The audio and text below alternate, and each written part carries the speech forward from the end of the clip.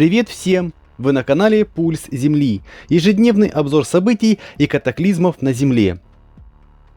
На территории Западно-Казахстанской области в 4 населенных пунктах были подтоплены около 200 домов. Остальные на территории Актюбинской, частично Карагандинской и Павлодарских областей.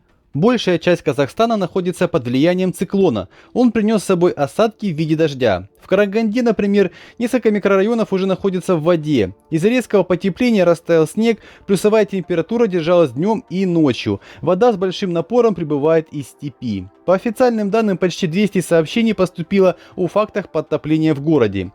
Для некоторых горожан выйти на работу, в школу или просто сходить в магазин стало серьезной проблемой. На отдельных участках уже не спасают резиновые сапоги. Передвигаться местным жителям приходится в ковше бульдозера, а в некоторых случаях спасатели переносят людей на руках.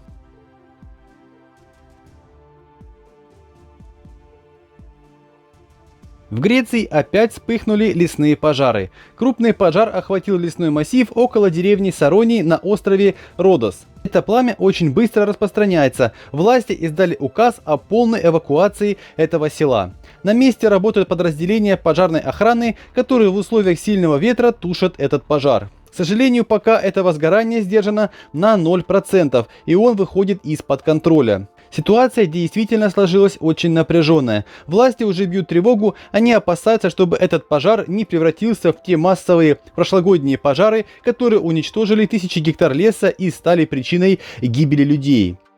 Первая информация о сильном пожаре появилась в полдень 5 апреля. Высотность пожара и сухая погода, а также ветер очень сильно помогают его распространению. Информация о пострадавших или погибших не поступала. Надеемся, что этот пожар будет в скором времени локализован.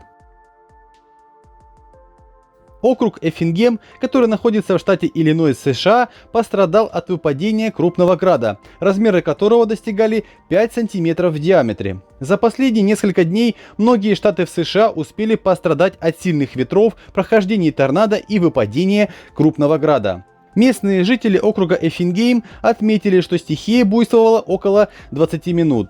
Все началось с сильного ветра, порывы которого достигали 25 метров в секунду, а затем пошел дождь и начал падать крупный град. Самые крупные градины оставили повреждения на крышах домов местных жителей, побили стекла, повредили личный автотранспорт. Жертв и пострадавших среди местного населения не отмечено, не считая нанесенного материального ущерба. Власти уже приступили к его оценке. Многие очевидцы буйства стихии поделились фото и видео в социальных сетях.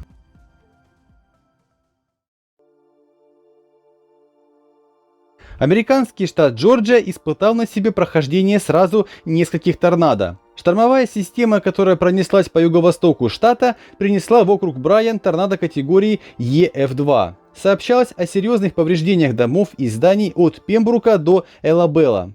Пожарная и аварийная служба округа Брайан сообщила, что в домах, которые были разрушены этими торнадо, остались люди, заблокированные в них.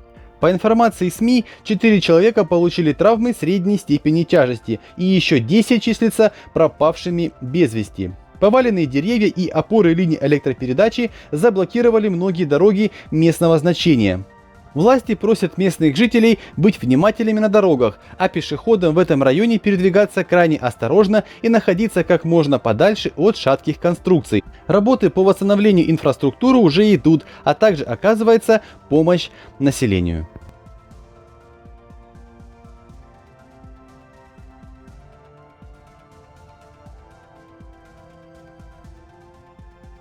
Десятки ужасных торнадо обрушились на юго-восток США. Ударило по Миссисипи, Алабаме, Джорджии и Южной Каролине. В этих регионах всего за одни сутки зафиксировали более 30 смерчей.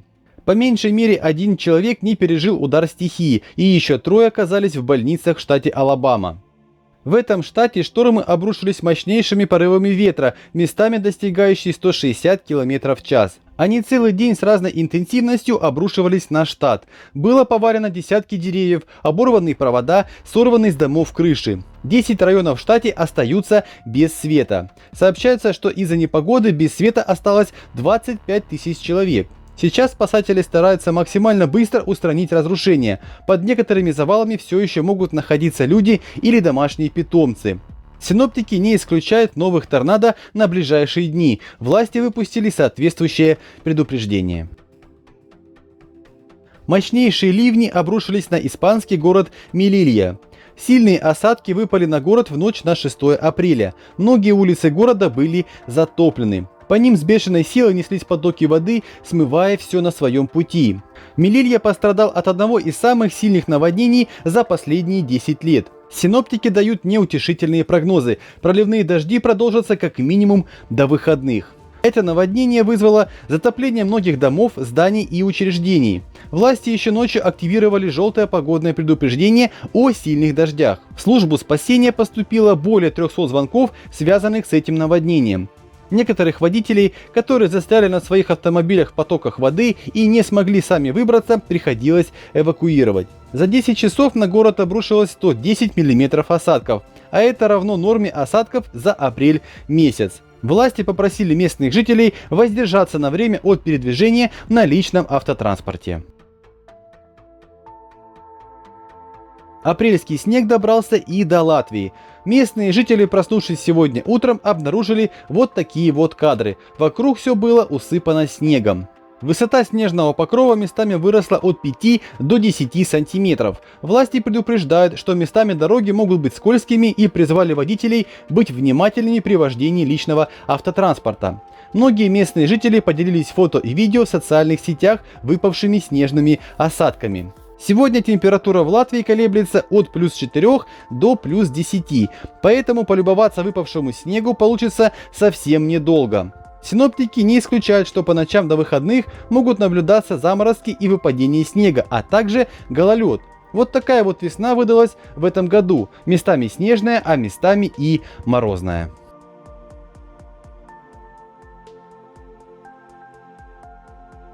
Венесуэлу накрыли очередные сильные дожди, которые стали причиной локальных наводнений. По меньшей мере 2 человека погибли в штате Мерида на западе Венесуэлы в результате этих сильных дождей, которые вызвали наводнение и сход оползней. Потоки воды протащили машины по улицам, засыпали дороги грязью, камнями и обломками, а также повредили или разрушили многие дома. Электроснабжение в пострадавших районах было отключено. Как сообщают местные СМИ, сильные дожди привели к увеличению русла реки Ла-Фриа в городе Чама. Местным властям пришлось эвакуировать несколько семей из районов, которые наиболее пострадали от этих наводнений. В этом году сезон дождей в Венесуэле вызвал серьезные наводнения, обвалы дорог, оползни и сели. Сотни пострадавших семей и более 20 жертв. Дожди вызвали хаос как минимум в 10 штатах страны.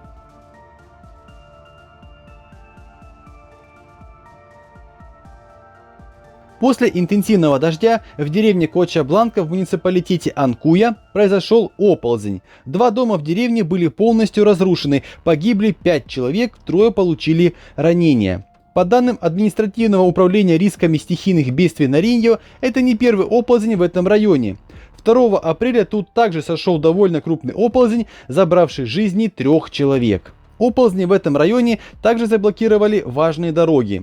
На данный момент проводятся работы по расчистке завалов, поиски пропавших без вести, а также эвакуация местных жителей. Эксперты считают, что повторный сход оползня не исключен. Пострадавших жителей эвакуировали во временные убежища. По информации властей, уже в пятницу они планируют полностью расчистить дороги и восстановить движение в этом районе.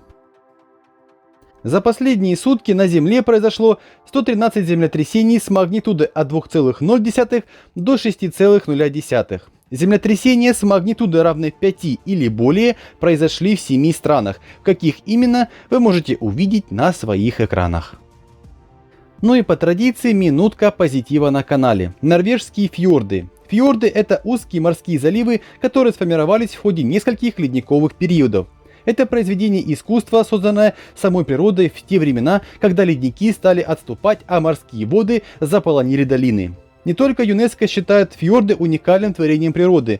Так, например, журнал National Geographic назвал фьорды лучшим местом с нетронутой природой, где непременно нужно побывать. В Норвегии самая большая концентрация фьордов в мире, и нигде на Земле нет такого числа фьордов, как в Западной Норвегии. Именно по этой причине эти земли называют еще регионом фьордов. Внешние фьорды напоминают спокойные голубые озера, но вода в них соленая. По сути, это длинные узкие морские заливы, которые врезаются глубоко в сушу. С вертикальных скалистых берегов срываются малые и большие водопады, которые берут свое начало на высокогорных ледниках. Спасибо вам за просмотр выпуска, спасибо за внимание и до завтра.